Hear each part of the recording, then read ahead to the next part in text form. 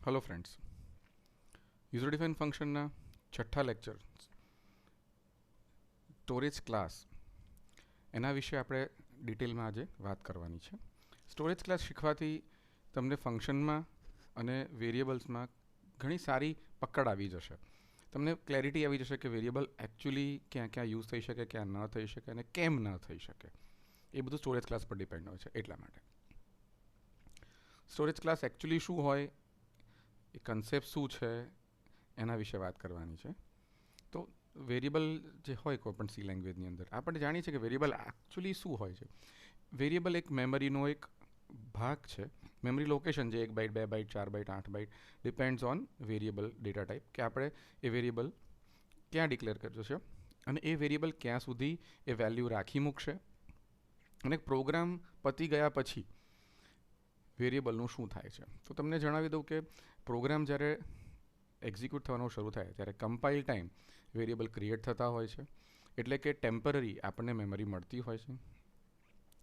પ્રોગ્રામના એક્ઝિક્યુશન દરમિયાન વેરિયેબલની વેલ્યુ બદલાઈ પણ શકે છે, બદલાતી હોય છે, અને પ્રોગ્રામ પૂર્ણ થાય એટલે તમામ વેરિયેબલ ડિસ્ટ્રોય થઈ જાય છે. એટલે કે એની વેલ્યુ જતી રહે છે અને બધી જ મેમરી ફ્રી થઈ જતી હોય છે. આ નોર્મલી વેરિયેબલની સાયકલ છે.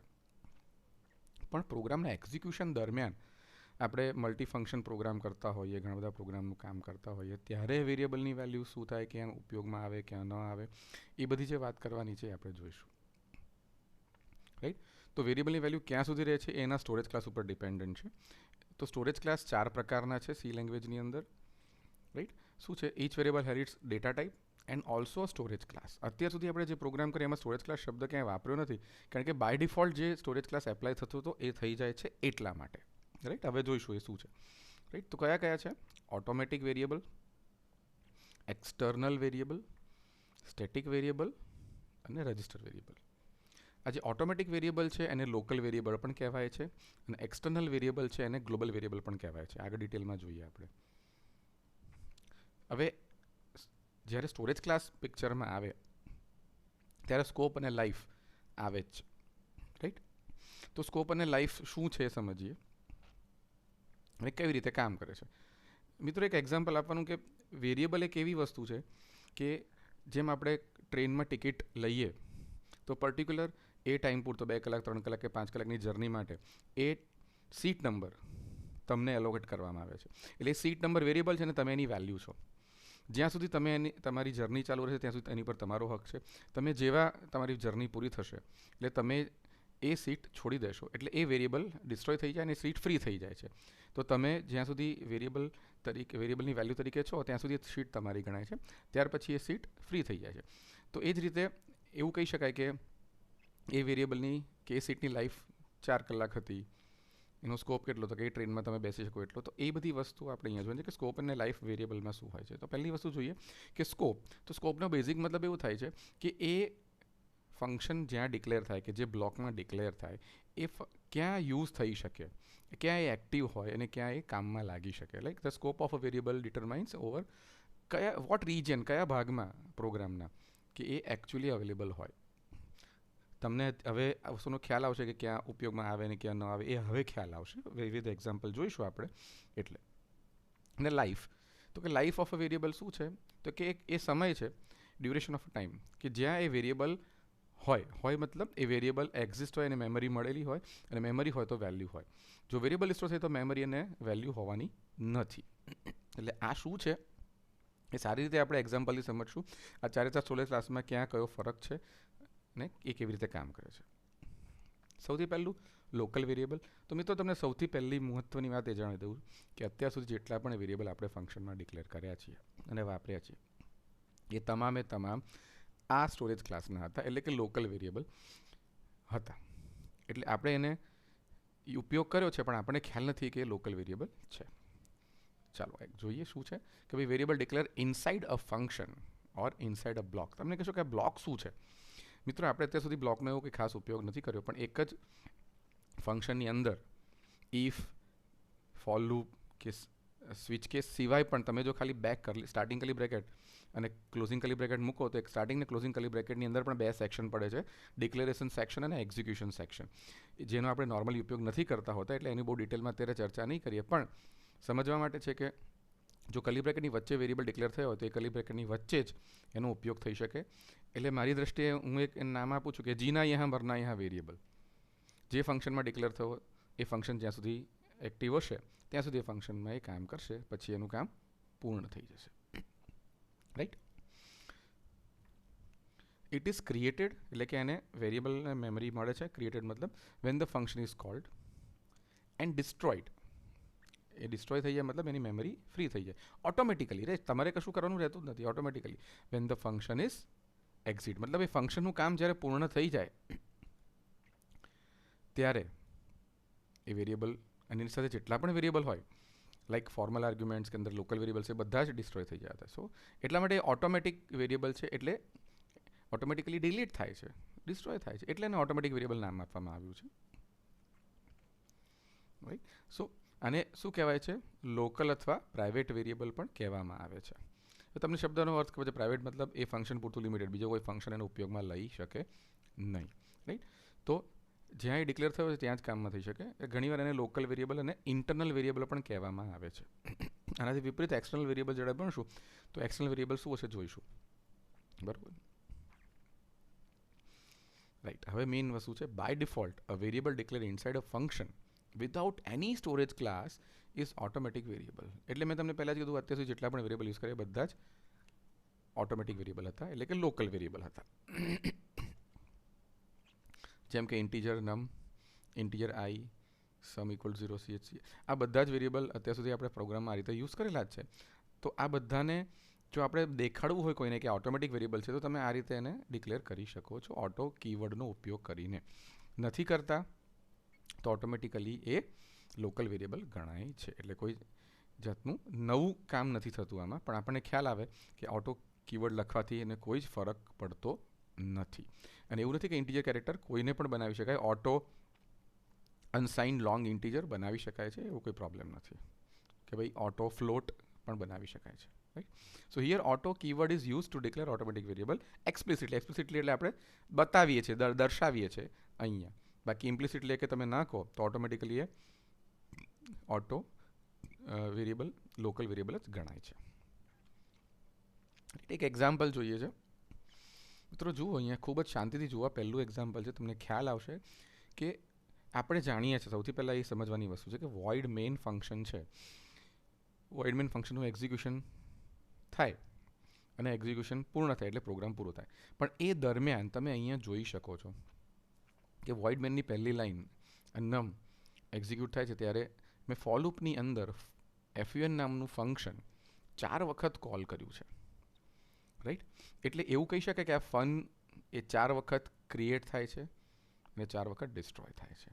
હા, 4 વખત કોલ થાય છે એટલે 4 વખત એને મેમરી મળે છે અને 4 વખત મેમરી ડિસ્ટ્રોય થાય છે.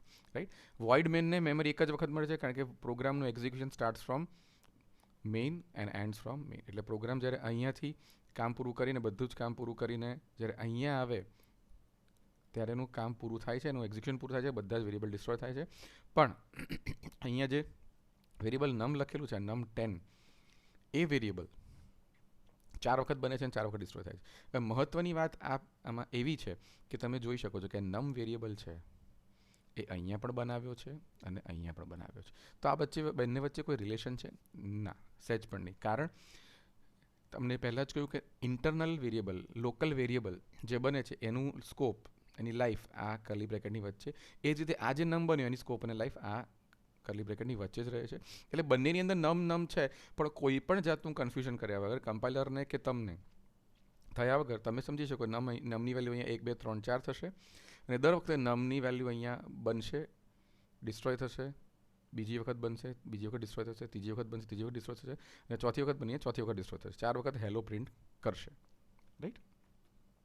રાઈટ. અહીંયા તમે જુઓ અહીંયા નમની વેલ્યુ 1 2 3 4 છે. 1 2 3 4 થશે જેમ લૂપ એક્ઝિક્યુટ થાય છે. પણ અહીંયા નમની વેલ્યુ 10 થાય છે. એટલે બંનેનું મેમરી લોકેશન અલગ હોય છે. આ એના જેવું થયું કે બે જોડે ઘર છે, એક જ દિવાલ કોમન છે અને બંનેમાં રમેશભાઈ પટેલ રહે છે. તો બંને અલગ વ્યક્તિ છે? હા, અલગ દેખીતી રીતે અલગ વ્યક્તિ છે. નામ સરખા હોવાથી મેમરી લોકેશન એડ્રેસ સરખું હોતું નથી. રાઈટ. તો અહીંયા સમજી શકાય છે કે બંનેની અંદર નમ નામનું લોકલ વેરિયેબલ છે અને એકબીજાને ડિસ્ટર્બ કરી શકે નહીં. right? One important feature of this variable is that its value cannot be changed accidentally by other function. મેઇનની અંદર જે ફંક્શન મેઇન ફંક્શન છે, મેઇનની અંદર જે નમ છે, એની વેલ્યુ કોઈ પણ રીતે આ ફન ફંક્શન ભૂલથી કે કોઈ પણ રીતે ટ્રાય કરીને બદલી શકશે નહીં. એ જ રીતે ફનની અંદર જે નમ વેરિયેબલ છે એની વેલ્યુ અહીંયા મેઇનમાંથી કોઈ પણ બદલી શકતું નથી. એટલે જીના અહીંયા બનાવ્યા વેરિયેબલ મેં નામ આપ્યું છે તમને સમજવામાં સરળતા રહે એટલા માટે. હવે બીજું એક એક્ઝામ્પલ છે, આનું પરફેક્ટ તમે સમજી શકો એટલા માટે મૂક્યું છે કે n1 3 n2 5 swap function call કર્યું છે. n1 n2 બંને અહીંયા જશે. અહીંયા પણ એકચ્યુઅલ આર્ગ્યુમેન્ટ અને ફોર્મલ આર્ગ્યુમેન્ટના નામ સેમ જ છે જે આપણે પહેલાં અગાઉ જોયું છે. અહીંયા સ્વેપિંગ થાય છે, પણ આપણે સૌ જાણીએ છીએ કોલ બાય વેલ્યુ છે. તો મારે એ જાણવું છે કે સ્વેપિંગ થયા પછી અહીંયા n1 અને n2ની વેલ્યુ 3 ને 5 થાય કે 5 ને 3 થશે. મિત્રો નામ ભલે સેમ હોય, જવાબ સિમ્પલ જ છે. એનો આન્સર 3 ને 5 જ થાય, 5 3 નહીં થાય, કારણ કે n1 n2નું મેમરી લોકેશન જે અહીંયા છે અને n1 n2નું મેમરી લોકેશન જે અહીંયા છે એ બંને ભિન્ન છે. તમે ચેન્જ અહીંયા કરો છો અને એવું ઈચ્છો છો કે 5 ને 3 અહીંયા થાય, જે શક્ય નથી, કારણ કે n1 n2 એ લોકલ વેરિયેબલ છે. એ જ રીતે આ n1 n2 ફોર્મલ આર્ગ્યુમેન્ટ છે, એ પણ લોકલ વેરિયેબલ જ છે. અને આના કારણે આન્સર 5 ને 3 નહીં આવે, 3 ને 5 જ આવશે. Right? So we may declare and use the same variable name in different function, એક જ ફંક્શન, અલગ અલગ ફંક્શન એક જ પ્રોગ્રામમાં, without causing any confusion to the compiler. Right? એટલે તમને ખ્યાલ હોય કે કોલ બાય વેલ્યુની અંદર એકચ્યુઅલમાં ચેન્જ થાય તો ફોર્મલમાં ચેન્જ થાય તો એકચ્યુઅલ કેમ ખબર નથી પડતી. એનું મેઇન કારણ આ સ્કોપ ઓફ ધ વેરિયેબલ છે. રાઈટ? ચાલો આઉટપુટ જોઈએ. આ થોડુંક ધ્યાનથી જોવાનું છે, તમને બહુ જ સરળતાથી ખબર પડી જશે. અહીંયા આપણે શું કર્યું છે કે મેઇન ફંક્શનની અંદર એક ઇન્ટીજર m 1000 ઇનિશિયલ વેલ્યુ આપેલી છે, એને પ્રિન્ટ થાય પહેલાં જ આપણે ફંક્શન 2 કોલ કરી દઈએ છીએ. રાઈટ? એટલે તમે જુઓ અહીંયા એમને મેમરી લોકેશન મળી ગયું, 1000 મેમરી ક્રિએટ થઈ ગઈ. હવે એ ફંક્શન 2ને કોલ કરે છે એટલે પ્રિન્ટ થતું નથી. અને અહીં બીજું એક ઇન્ટીજર m, રાઈટ, ફંક્શન 2ની અંદર લોકલ વેરિયેબલ બને છે. રાઈટ? એટલે એનું મેમરી લોકેશન પણ અલગ, એની વેલ્યુ છે 100. એ પણ ફંક્શન 1ને કોલ કરે છે. રાઈટ? અહીંયા ત્રીજું ઇન્ટીજર m બને છે, m10, એ પણ લોકલ. ત્રણમાં એક જ નામના વેરિયેબલ છે, પણ ત્રણનું મેમરી લોકેશન અને ત્રણની વેલ્યુ અલગ જ હોવાની છે, કારણ કે ત્રણ ફંક્શનની અંદર એના પોતપોતાના સ્કોપ છે. રાઈટ? અહીંયા m10. એટલે મિત્રો હવે તમે જુઓ ફંક્શન કોલ આ રીતે થયું કે મેઇનની અંદરથી અહીં આવ્યા, અહીં ફંક્શન 1નું કોલ થયું, અત્યારે આપણે અહીંયા છીએ. ત્રણેયમાંથી એક પણ પ્રિન્ટએફ એક્ઝિક્યુટ થયા નથી. એટલે તમે જુઓ હવે કયું પ્રિન્ટએફ એક્ઝિક્યુટ થશે? રાઈટ? આપણે ફંક્શન 1ની અંદર છીએ અહીંયા, એટલે હવે પહેલું પ્રિન્ટએફ 1 થશે. તમે જુઓ પ્રિન્ટએફ અહીંયા એમની વેલ્યુ શું છે? યસ, 10. એટલે આપણને મળશે આઉટપુટમાં પહેલું 10. રાઈટ?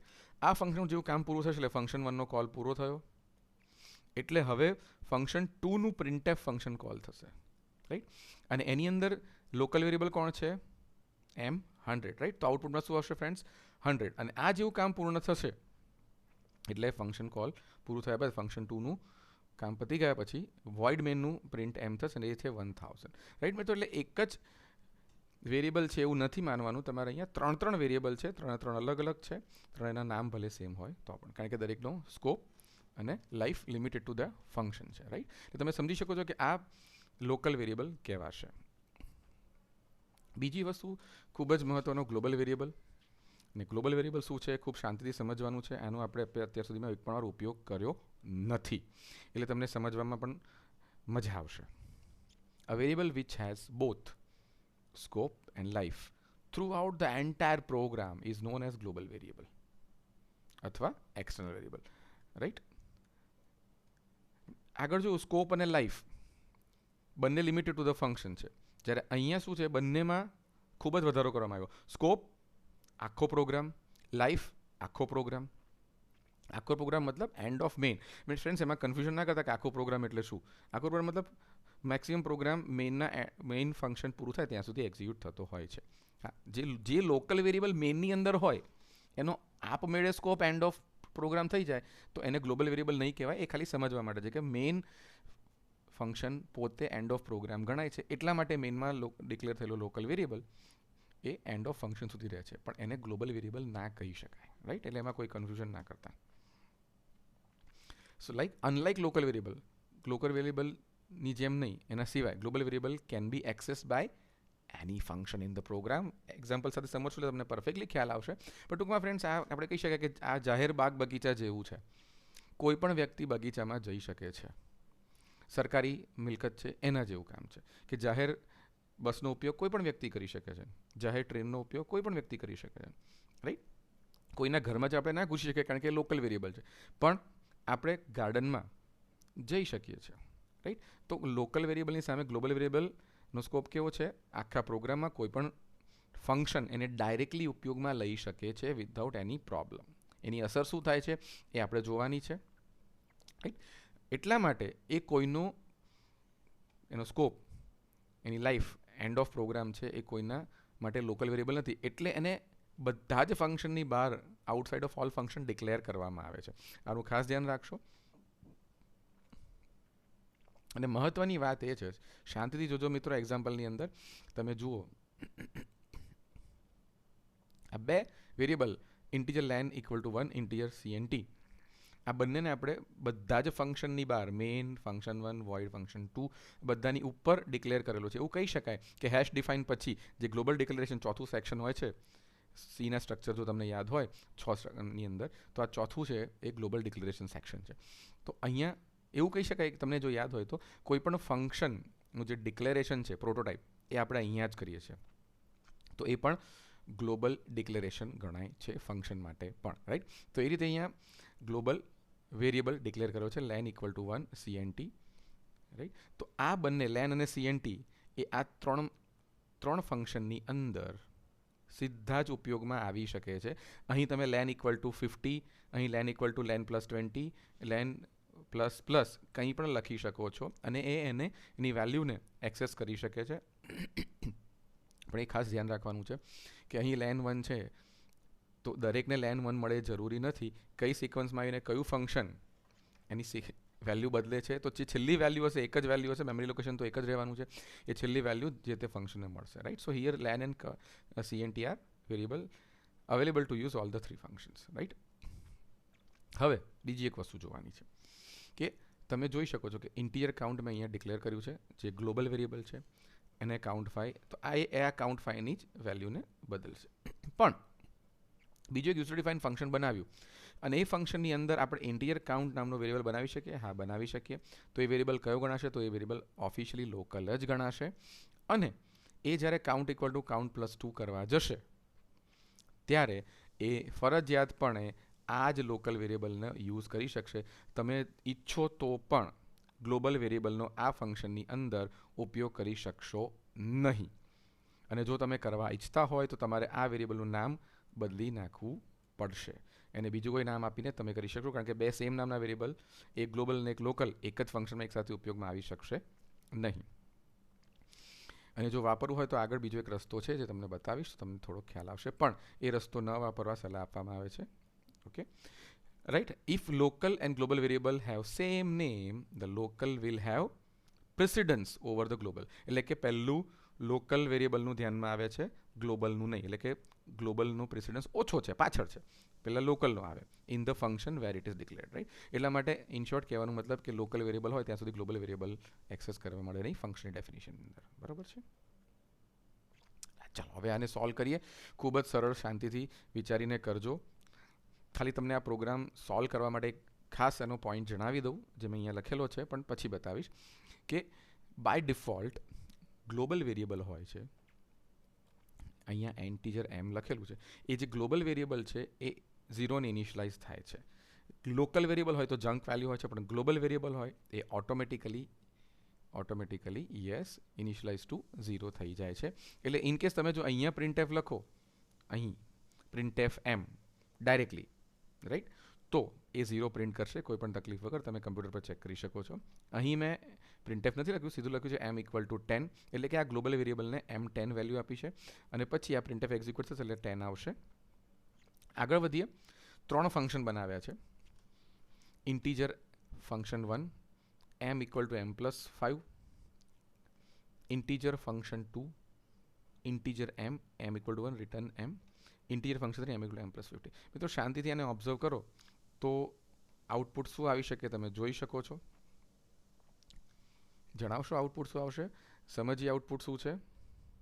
રાઈટ, મેમરી લોકેશન સમજીએ તો 0 છે એટલે મેં તમને 0 પહેલાં કીધું, automatically it is initialize to 0.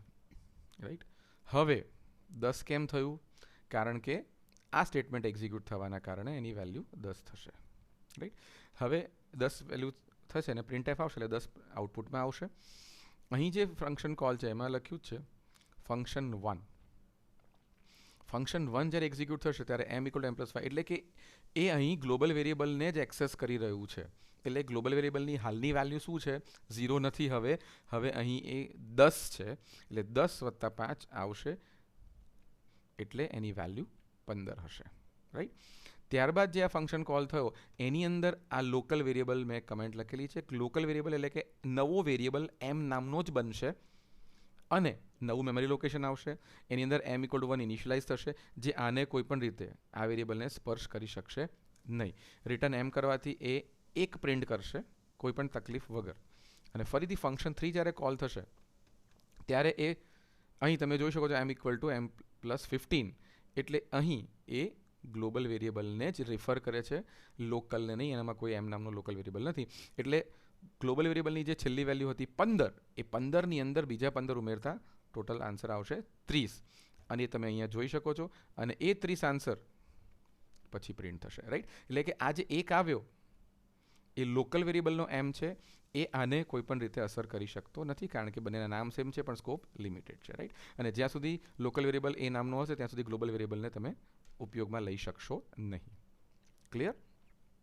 Right, so unlike local variable, a global variable is initialized to 0 by default.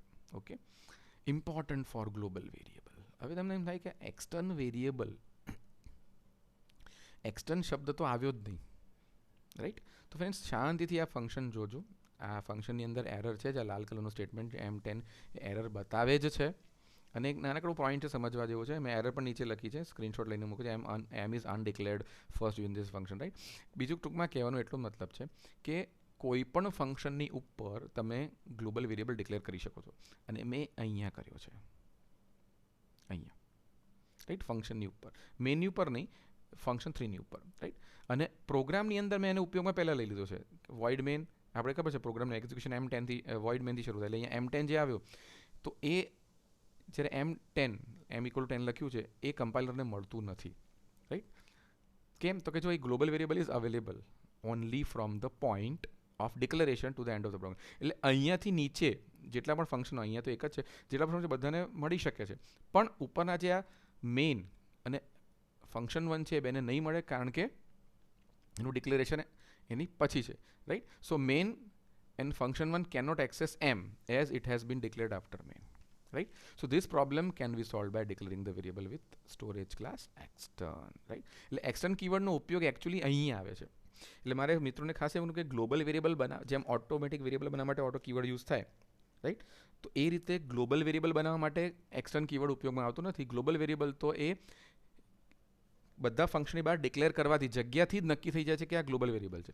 એક્સટર્નનો ઉપયોગ ગ્લોબલ વેરિયેબલ માટે છે પણ એનો અર્થ ગ્લોબલ વેરિયેબલ ડિક્લેર કરવાનો નથી, એનો ઉપયોગ કઈ રીતે કરવાનો છે એ જોવાનું છે આપણે. રાઈટ, હવે એનો જે સોલ્યુશન છે આપણે પ્રોગ્રામમાં જોવું. પ્રોગ્રામમાં માત્ર એટલો જ ફરક છે, ખાલી 2 લાઈન ઉમેરેલી છે, એક આ અને એક આ. રાઈટ, ઇન્ટીજર m અહીંયા છે જ, પણ હવે આ 2 વસ્તુ લખવાથી કમ્પાઇલરને ખબર પડે છે કે પ્રોગ્રામની અંદર ક્યાંક ઇન્ટીજર m એક્સટર્ન કીવર્ડ વગર ડિક્લેર થયેલો છે. એટલે તમે એને રિફર કરી શકશો, એને મેમરી લોકેશન મળેલું છે અને એ અનડિક્લેર નથી. રાઈટ, એટલે એક્સટર્ન ઇન્ટીજર m એ એવું કમ્પાઇલરને આશ્વાસન આપે છે, એવી માહિતી આપે છે કે ભાઈ ગ્લોબલ વેરિયેબલ છે, આ પ્રોગ્રામમાં બીજે જોઈ લેજો. બરાબર? So although m has been defined after both the functions, the extern declaration of m informs the compiler. શું કહે છે? That m is an integer type. Right, m એક ઇન્ટીજર ટાઈપનો છે and defined somewhere else in the program. Right, હવે તમને એવું ઘણીવાર એવું થઈ શકે કે આ 3 આ 1 આ 2 અને આ એક્સટર્ન વગર 3 ડિક્લેરેશન આવું તો હોય જ નહીં ને. પણ મિત્રો જણાવી દઉં કે આ એક્સટર્ન સાથેનું જે ડિક્લેરેશન છે એ ખાલી કમ્પાઇલરને જણાવવા માટે છે. એક્સટર્ન ઇન્ટીજર એમ લખવાથી કોઈ પણ નવું મેમરી લોકેશન એટલે કે નવો એમ બનતો જ નથી. એ ખાલી માહિતી છે કમ્પાઇલર માટે, right. So the extern declaration does not allocate any storage એટલે કે any memory space, storage space for a variable, right. એટલે મેમરી તો ખાલી એના આ સ્ટેટમેન્ટથી જ મળે છે. બાકીના બે સ્ટેટમેન્ટ 1 અને 2 જે લખ્યા છે એનાથી કોઈ પણ જાતની મેમરી એલોકેટ થતી નથી. એટલે તમે ગમે તેટલી વાર એક્સટર્ન ઇન્ટીજર એમ લખી શકો છો, જેટલા ફંક્શનમાં તમારે લખવું હોય તમે લખી શકો છો, કોઈ પણ જાતની ચિંતા કર્યા વગર, રાઈટ. સ્ટેટિક વેરિયેબલ એ લોકલ અને ગ્લોબલની વચ્ચેનો ભાગ છે, રાઈટ. વચ્ચેનો ભાગ મતલબ કે લોકલ વેરિયેબલમાં સ્કોપ અને લાઈફ બંને મર્યાદિત, ગ્લોબલમાં સ્કોપ અને લાઈફ બંને અનલિમિટેડ એટલે કે એન્ડ ઓફ પ્રોગ્રામ. આની અંદર સ્ટેટિક વેરિયેબલની અંદર એવું લેવામાં આવ્યું છે કે સ્ટેટિકની અંદર સ્કોપ તો લિમિટેડ ટુ ધ ફંક્શન જ છે, એટલે કે સ્કોપ લોકલનો, પણ લાઈફ એન્ડ ઓફ પ્રોગ્રામ. આવું કેમ અને ક્યાં ઉપયોગમાં આવશે એ જોઈએ આપણે. ટૂંકમાં સ્ટેટિકનો સ્કોપ લોકલ જેવો, લાઈફ ગ્લોબલ જેવી જોઈએ.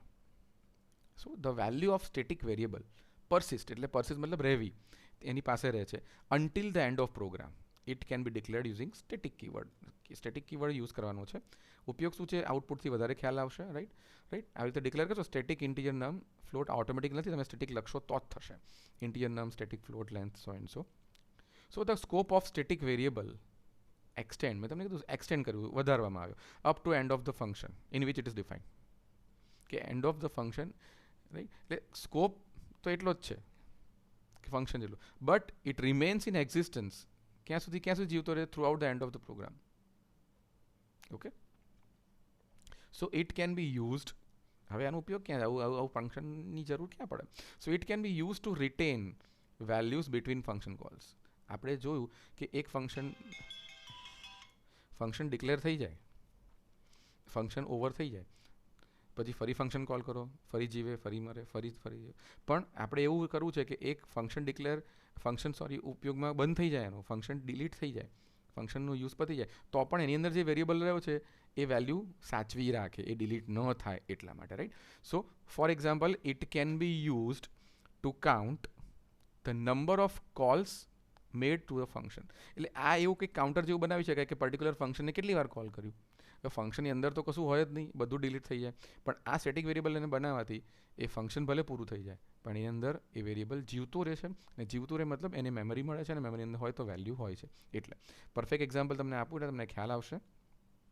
જુઓ મિત્રો, અહીં વોઇડ મેઇન, અને વોઇડ મેઇનની અંદર એક ફંક્શન છે 3 વાર કોલ કરવામાં આવ્યું છે ફોર લૂપની અંદર, અને એની અંદર આ સ્ટેટિક વેરિયેબલનો ઉપયોગ કરવામાં આવ્યો છે, રાઈટ. એટલે આ ફંક્શન 3 વાર ક્રિએટ થાય, 3 વાર ડિસ્ટ્રો થાય, પણ એની અંદર ઇન્ટીજર એક્સ છે 3 વાર ક્રિએટ ડિસ્ટ્રો થાય છે કે નહીં એ જોઈએ આપણે. શું છે જોઈએ. આઉટપુટ આવશે 1 2 3. તમને એમ થાય કે આની અંદર આઉટપુટ 1 2 3 કેવી રીતે આવી શકે, રાઈટ. તો એ આવી રીતે આવી શકે કે a static variable is initialize only once. તમને એમ થાય કે હા ઇનિશિયલાઇઝ કે એ સ્ટેટિક વેરિયેબલને એક્સને 0 પહેલી વાર આપી દીધો, આ વેરિયેબલ એક્સને આપણે 0 ગણીએ, આની અંદર 0 આવી ગયો, રાઈટ. 0 આવી ગયા પછી x equal x plus 1, print F x એટલે 1 પ્રિન્ટ થશે. પણ આ ફંક્શન તો પૂરું થઈ ગયું, એટલે આની અંદરનો એક્સ તો ડિસ્ટ્રોય થાય ના, ડિસ્ટ્રોય નહીં થાય, કારણ કે એની લાઈફ એન્ડ ઓફ પ્રોગ્રામ. એટલે આ એક્સ ડિસ્ટ્રોય નહીં થાય, એટલે એની અંદર 1 સ્ટોર થશે. ફરીથી જ્યારે આઈની વેલ્યુ 2 માટે જ્યારે ફંક્શન કોલ થાય છે ત્યારે આ જે સ્ટેટમેન્ટ છે, આ સ્ટેટમેન્ટ ફરીથી એક્ઝિક્યુટ થતી, એટલે જ કીધું કે ઇનિશિયલાઇઝ ઓનલી વન્સ. એક જ વાર આ કમ્પાઇલર એને ઇગ્નોર કરે છે અને નેક્સ્ટ સ્ટેટમેન્ટ એક્ઝિક્યુટ કરે છે x equal to x plus 1, એટલે કે 1 પ્લસ 1 થશે અને એક્સની વેલ્યુ 2 આવશે. ફરીથી ફંક્શન પૂરું થઈ જાય છે, સ્ટેટ ફંક્શન ડિલીટ થઈ જાય, પણ એની અંદર ઇન્ટીજર એક્સ ડિલીટ થતું નથી. આઈની વેલ્યુ 3 માટે ફરીથી સ્ટેટ ફંક્શન કોલ થાય છે, આ ફરીથી ઇગ્નોર થાય છે, અને એક્સની વેલ્યુ 2 પ્લસ 1 3 થઈને આઉટપુટ 3 આવે છે, right. It is never initialised again, right. એટલે પહેલી વાર થઈ ગયું કમ્પાઇલ ટાઈમ, 0 મળી ગયું, પતી ગયું, પછી વેલ્યુ તમે એને જે કરશો એની પર પ્લસ માઇનસ જે ઓપરેશન કરશો એ વેલ્યુ સાચવી રાખશે, ફંક્શન પૂરું થઈ જાય તો પણ જ્યાં ડિક્લેર થયું છે, right. In call 1 to state function x is increment by 1, because x is static its value persists to next call 2 and add 1 two x એટલે x2 થાય, એ જ રીતે x3 થાય છે, બરાબર છે. હવે ઇમ્પોર્ટન્ટ, આ જ ફંક્શનમાંથી જો હું સ્ટેટિક કાઢી નાખું તો આઉટપુટ શું આવે, રાઈટ? સિમ્પલ છે, તમને આવડી શકે એમ છે. લોકલ વેરિયેબલ બની જાય બાય ડિફોલ્ટ. એટલે લોકલ વેરિયેબલ બની જાય તો આઉટપુટમાં શું આવશે, ગેસ કરો. યસ, આઉટપુટ શું આવશે? 1 1 1. કારણ if x is declared with auto મતલબ local, then each time stat is called, જેટલી વાર stat function કોલ થાય, x is initialized to 0. તમે આ સ્ટેટમેન્ટથી કહી શકો છો.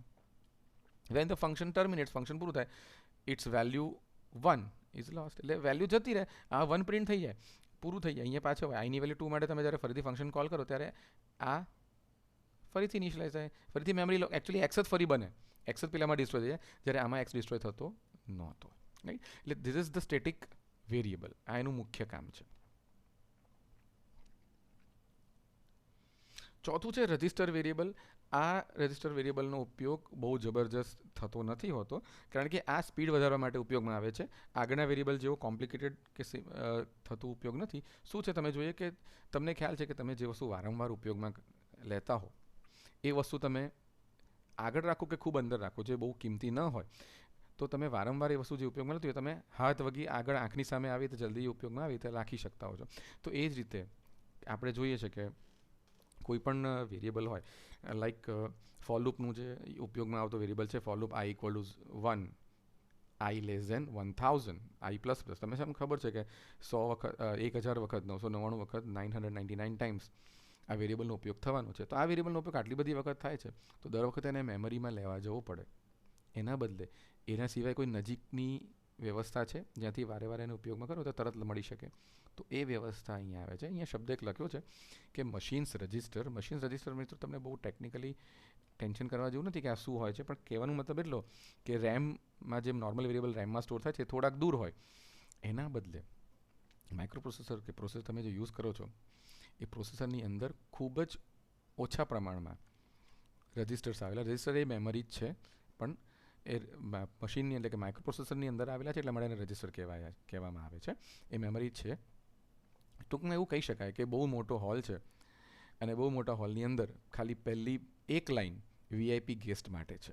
તો એમ સમજો કે મશીનનું રજિસ્ટર એ વીઆઈપી ગેસ્ટની લાઈન છે અને ત્યાં બેસવું હોય તો શું કરવાનું છે જોઈએ છે, રાઈટ? એટલે લખ્યું છે કે we can tail the compiler that કે વેરિયેબલ જે વારંવાર યુઝ કરવામાં આવે છે એને નોર્મલ મેમરીમાં નોર્મલ વેરિયેબલ સ્ટોર થાય ત્યાં સ્ટોર કરવાના બદલે અહીંયા રાખો, જેથી પ્રોગ્રામનું એક્ઝિક્યુશન ફાસ્ટ થાય, right? So actually register access is faster, મેં તમને પહેલાં કીધું, then a memory access. Normal memory કરતાં ફાસ્ટર છે.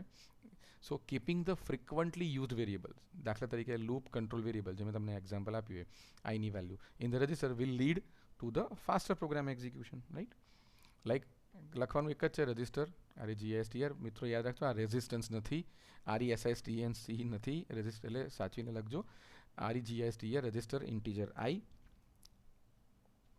રાઈટ? સિન્સ ઓનલી, હવે મેં તમને કીધું કે વીઆઈપી સીટ્સ છે, હવે આપણે વીઆઈપી પાસ જરૂર કરતાં વધારે લોકોને અપાઈ ગયા હોય તો શું થાય કે since only few variables can be place in the register, કે વેરિયેબલ રેમની જેમ એની કેપેસિટી બહુ બધી નથી હોતી, બહુ જૂજ બાઇટ્સ હોય છે. It is important to carefully select the variables for this purpose. એટલે બહુ સાચવીને વેરિયેબલ સિલેક્ટ કરવાનો. કોઈ પણ વેરિયેબલ લઈને ચલો બધા મૂકી દો આપણે કામ થઈ જાય ફટાફટ, એવું નથી હોતું, રાઈટ? તમે એમ કહો કે બધું મૂકી દો શું થશે, જુઓ તો she will automatically convert register variables into non register variable, normal variable. કેમ? તો જે એની લિમિટ પતી જાય કે ભાઈ પહેલી લાઈન પૂરી થઈ જાય પછી બાકીના કોઈ વીઆઈપી નથી, બાકી બધા નોર્મલ વેરિયેબલ થશે, તો એની પાછળની લાઈનમાં બેસાડવામાં આવશે, એના જેવું છે, રાઈટ? ઓકે, તો મિત્રો આ જે ડિસ્કશન થયું એનું સમરી જો સરળતાથી યાદ રાખવી હોય તો મેં તમને અહીંયા આપેલી છે. ઘણી બધી વાર તફાવતમાં પૂછી શકાય છે કે લોકલ વેરિયેબલ અને ગ્લોબલ વેરિયેબલનો તફાવત આપો, તો તમને એના માટે આ ખૂબ સરળ પડશે, ખૂબ સારી રીતે તમે સમજી શકશો કે સ્ટોરેજ ક્લાસ કયો છે, તો કે ઓટો અથવા કોઈ પણ નહીં, બાય ડિફોલ્ટ આપણે ઓટો લઈ લઈએ છીએ. તો ઇમ્પોર્ટન્ટ છે કે ક્યાં લખેલો છે, તો કે declared inside the block or inside the function. એ જેની અંદર લખેલો છે, જેની અંદર ડિક્લેર કરેલો છે એની અંદર હોય તો એ ઓટોમેટિક ગણાશે, રાઈટ? તો એનો સ્કોપ કેટલો, તો કે ભાઈ એ ફંક્શન જ્યાં સુધી હોય, એ ફંક્શન કે બ્લોક જ્યાં સુધી હોય, જ્યાં ડિક્લેર થયો છે એટલું limited. So limited to the function inside a function or block where it is declared. Life, તો કે એ ફંક્શન જ્યાં સુધી પૂરું ના થાય ત્યાં સુધી, end of that, until the end of that function. એનું યાદ રાખવા જેવું સ્પેશિયલ શું છે, તો કે બાય ડિફોલ્ટ તમે ન લખો તો કોઈ પણ વેરિયેબલ ઓટોમેટિક વેરિયેબલ છે, રાઈટ? બીજું છે અહીંયા પણ નન લખેલું છે, ના હોય, તમે જોયું ના હોય પણ એ ગ્લોબલ વેરિયેબલ હોય. એટલે મેં લખ્યું છે કે declared before all the functions. આ inside the block, inside the function, આ આઉટસાઇડ ધ ફંક્શન, રાઈટ. તો એને એક્સટર્ન એટલે કે ગ્લોબલ વેરિયેબલ કહેવાશે. અથવા ક્યાંક એને એક્સટર્ન કીવર્ડથી રિફર કર્યો હોય તો શું થશે, એનો સ્કોપ શું થશે ખબર છે, accessible by all the functions in a program. અને લાઈફ ગ્લોબલ, આખા પ્રોગ્રામમાં કોઈ પણ એને યુઝ કરી શકે, પ્રોગ્રામ પૂરો થાય ત્યાં સુધી ગમે ત્યાં કોઈ એને યુઝ કરી શકે, રાઈટ. એનું સ્પેશિયલ શું છે, by default it is initialize to 0, right. Extern declaration does not allocate any memory to variable. Yes, આપણે વાત કરી એક્શન વગર હોય ત્યાં એક જ વાર, એક્શન વગર એકવાર ડિક્લેર થાય, એક્શન સાથે ગમે તેટલી વાર કરો, મેમરી નવી બનતી નથી, કારણ કે ઓલરેડી વેરિયેબલ ડિક્લેર થઈ ચૂક્યો છે. ખાલી આપણે બતાવીએ છીએ, દર્શાવીએ છીએ કે આ ક્યાંક બીજે એક્શન વગર ડિક્લેર થયેલો છે. સ્ટેટિક, ઇનસાઇડ અ ફંક્શન, આ બંને જે સ્ટોરેજ ક્લાસ છે, લોકલ અને ગ્લોબલ, એની વચ્ચેનું, એટલે કે inside a function where it is declared, right. પણ લાઈફ ગ્લોબલ, એટલે કે અહીંયાથી સ્કોપ લીધો, અહીંયાથી લાઈફ લીધી, right. It is initialize only once at compile time, પછી બાકી એને ઇગ્નોર કરવામાં આવે છે. રજિસ્ટર સિમ્પલ જ છે. રજિસ્ટરમાં કશું સ્પેશિયલ નથી. રજિસ્ટર એ બાય ડિફોલ્ટ લોકલ વેરિયેબલ જ છે. ખાલી એનું સ્પેશિયલ શું છે, it is stored in register of machine. If no space, normal variable. Okay મિત્રો, તો આપણે અહીંયા પૂર્ણ કરીએ છીએ આપણું સ્ટોરેજ ક્લાસનું લેક્ચર. Thank you.